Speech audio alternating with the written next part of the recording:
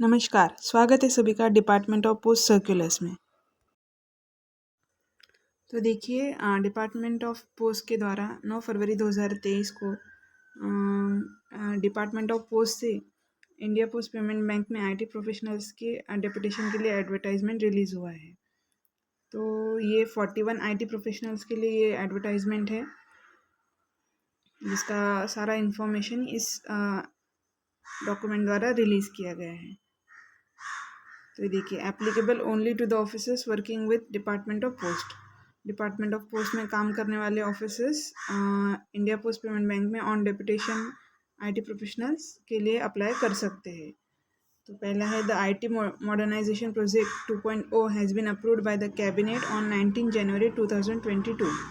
India Post was successful in computerization and networking of post offices during the first phase of Big Bang IT induction during 2012 to 2022. तो इसके बाद ये है कि 41 information technology professional on deputation from DOP for bringing IT structure. 41 information technology professionals के लिए advertisement है। अब यहाँ पर इसका दिया है कि एलिजिबिलिटी क्राइटेरिया क्या है। तो एज और एक्सपीरियंस का 1 फरवरी 2023 पे इसका एलिजिबिलिटी क्राइटेरिया डिसाइड किया जाएगा। मतलब जो डिसाइडिंग डेट है एलिजिबिलिटी के लिए वो 1 फरवरी 2023 है।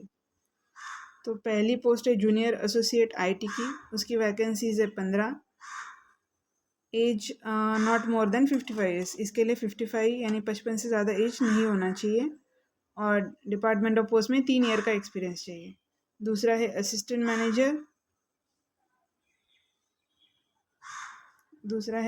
मैनेजर। इसका नंबर ऑफ़ वैकेंसीज है 10 और डिपार्टमेंट ऑफ पोस्ट में इसका एक्सपीरियंस चाहिए 5 ईयर्स। एज तो है 55। उसके बाद है मैनेजर के लिए है 9 ईयर्स का 9 वैकेंसीज है।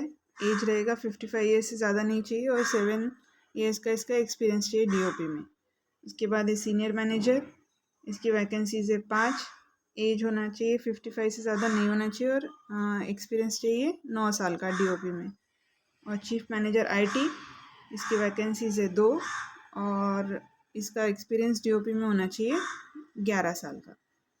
Number of vacancies are tentative and may increase or decrease as per recruitment of the bank.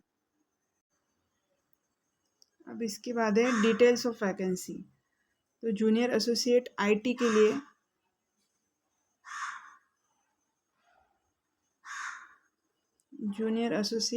के लिए फंक्शन क्या है। तो सीबीएस टेक्निकल सपोर्ट,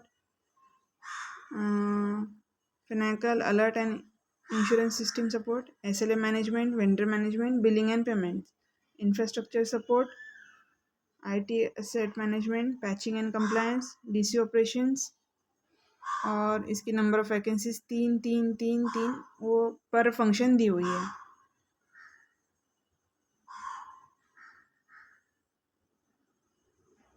उसके बाद है असिस्टेंट मैनेजर, उसके सारे फंक्शंस और नंबर ऑफ़ वैकेंसीज दी गई है। उसके बाद मैनेजर आईटी, उसके सारे फंक्शंस और फंक्शन वाइज वैकेंसी यहाँ पे दी हुई है। Senior manager, chief manager. अब है कि जॉब डिस्क्रिप्शन और मिनिमम एलिजिबिलिटी क्राइटेरिया क्या है। तो इंफॉर्मेशन टेक्नोलॉजी में जूनियर एसोसिएट आईटी के लिए नंबर ऑफ़ वैकेंसीज है 3। उनका जॉब डिस्क्रिप्शन है कि should handle CBS technical support, Finacle alert and insurance system support. तो मिनिमम एजुकेशनल क्वालिफिकेशन आप ग्रेजुएशन इसमें चाहिए। Candidate with bachelor of science, bachelor of commerce, bachelor of technology, MSc in information technology और computer science, BCA, MCA will be given preference. मतलब अगर आपका BSc हुआ है, बीई हुआ है, बैचलर ऑफ टेक्नोलॉजी, एमएससी हुआ है आईटी में या फिर कंप्यूटर साइंस में बीसीए, एमसीए, तो आपको प्रेफरेंस दिया जाएगा। मिनिमम वर्क एक्सपीरियंस तो 3 साल का एक्सपीरियंस होना चाहिए डिपार्टमेंट ऑफ पोस्ट में। Handling mobile banking, internet banking, AML, risk application support for CBS, CIS testing and release, worked in CPT in CBS, McNish and has a technical background. उसके बाद है junior associate IT, number of vacancies 3। तो इनका भी minimum educational qualification है graduate. Same है कि BSc, BE, bachelor of technology, BCA, MSc होना चाहिए। अगर वो होगा तो आपको प्रेफरेंस दिया जाएगा। और मिनिमम वर्क एक्सपीरियंस 3 साल का होना चाहिए डिपार्टमेंट ऑफ पोस्ट में। उसके बाद है जूनियर एसोसिएट आईटी, इसकी नंबर ऑफ़ वैकेंसीज है 3 और इसका भी सेम एजुकेशनल क्वालिफिकेशन है और डिपार्टमेंट ऑफ पोस्ट का एक्सपीरियंस भी 3 साल का ही होना चाहिए। इसके बाद है junior associate IT, number of vacancies 3, graduate minimum educational qualification है और डीओपी में 3 साल का एक्सपीरियंस होना चाहिए।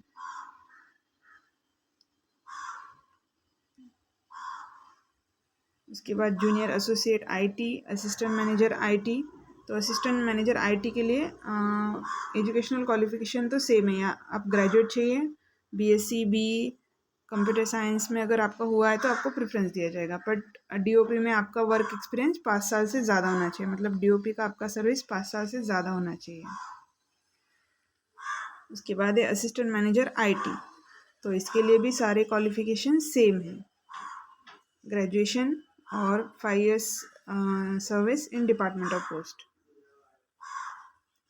उसके बाद है असिस्टेंट मैनेजर आईटी, इसकी 2 पोस्ट हैं और इसका भी एजुकेशनल क्वालिफिकेशन और वर्क एक्सपीरियंस सेम ही है, 5 years इन डीओपी।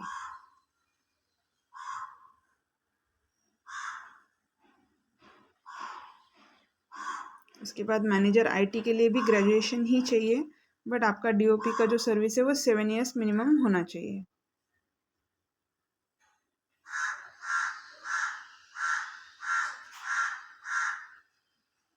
इसके बाद है सीनियर मैनेजर आईटी, तो इसमें भी ग्रेजुएशन ही चाहिए एजुकेशनल क्वालिफिकेशन, पर जो डीओपी का एक्सपीरियंस है वो है 9 years का। 9 years का एक्सपीरियंस आपका होना चाहिए डिपार्टमेंट ऑफ पोस्ट में।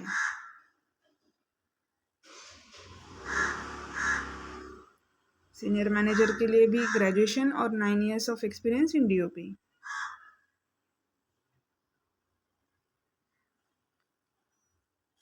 इसमें सिर्फ फंक्शन वाइज वैकेंसीज दी हुई है अलग अलग, DC operations, SLA management, vendor management, बाकी सब सेम ही है। अब है कि हाउ टू अप्लाई, तो इंटरेस्टेड कैंडिडेट्स जिनकी भी एलिजिबिलिटी क्राइटेरिया फुलफिल होता है वो एक ईमेल भेज देंगे, sign copy of sign application, मतलब अपने एप्लीकेशन को फिल करके उसको साइन करके और उसको एप्लीकेशन को स्कैन करके आपको ईमेल भेज देना है इन द प्रिस्क्राइब फॉर्मेट, यहाँ पे दिया हुआ है एनेक्चर 1 में, और आपको ईमेल आईडी है दिया हुआ यहाँ पे, ये वाला ईमेल आईडी है careers@ippbonline.in, इस ईमेल आईडी पर आपको भेज देना है। और इसका लास्ट डेट जो रहेगा 28 फरवरी 2023 रात 12 बजे तक। और जब आप ईमेल भेज रहे हैं तो उसके सब्जेक्ट लाइन में होना चाहिए कि पोस्ट अप्लाइड, जो जिस पोस्ट के लिए आप अप्लाई कर रहे हैं वो serial number of the post, जैसे कि application for the post of senior manager, IT manager, जो भी होगा वो, और उसका सीरियल नंबर आपको डालना है। उसके बाद है कि सिलेक्शन प्रोसेस क्या रहेगा, तो सबसे पहले है कि selection will be made, selection जो होगा वो इंटरव्यू के बेसिस पे किया जाएगा, पर बैंक अगर चाहे तो एग्ज़ाम भी कंडक्ट कर सकती है, असेसमेंट, ग्रुप डिस्कशन या फिर ऑनलाइन टेस्ट।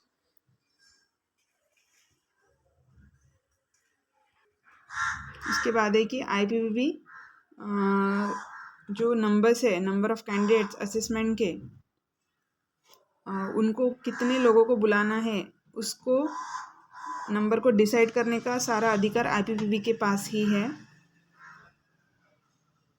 उसके बाद है अगर अलग अलग स्टेजेस होती है जैसे कि assessment, online test, group discussion, तो उनके सारों के रिजल्ट्स आईपीपीबी के वेबसाइट पे ही डिक्लेयर किए जाएंगे और final select list will be published on the website only. अब है कि पे एंड अलाउंसेस क्या रहेंगे, तो सबसे पहले कि officers on deputation from DOP will be compensated with the parent pay drawn by the concerned officer employ plus deputation allowance thereon plus a project allowance at 20% of the last drawn basic pay। मतलब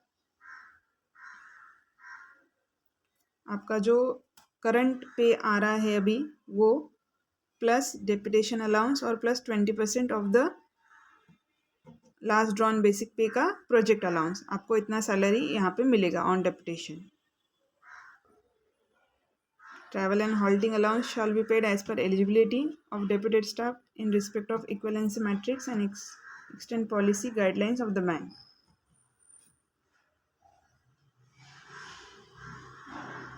उसके बाद है deputation period कितना रहेगा, तो the period of deputation will be 2 years, मतलब 2 साल के लिए डेपुटेशन दिया जाएगा और इसको अगले 1 साल तक के लिए एक्सटेंड किया जा सकता है आफ्टर म्यूचुअल एग्रीमेंट।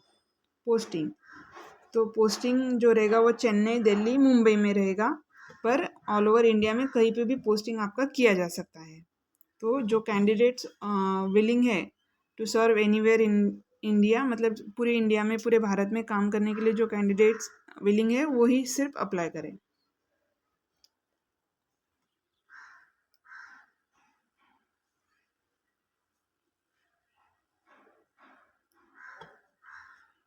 उसके बाद देखिए ये एप्लीकेशन फॉर्म है, इस एप्लीकेशन फॉर्म को आपको प्रिंट करना है, फिल करना है, साइन करना है, उसके बाद स्कैन करके ईमेल आईडी पर भेज देना है एपीपीबी के, जो यहाँ पे मेंशन किया गया है। ये सारे डिटेल्स आपको फिल करनी है। इसके अंदर आपको आपके एजुकेशनल क्वालिफिकेशंस फिल करनी है। यहाँ पे प्रोफेशनल ट्रेनिंग जो आपको डीओपी में मिला है या आपने लिया है उसकी डिटेल्स आपको देने हैं, यहाँ पे सिग्नेचर करना है। यहाँ पे एक्सपीरियंस का फिल करना है आपको, और इस एप्लीकेशन को फिल करके, प्रिंट करके और साइन करने के बाद स्कैन करके ईमेल आईडी पर भेज देना है।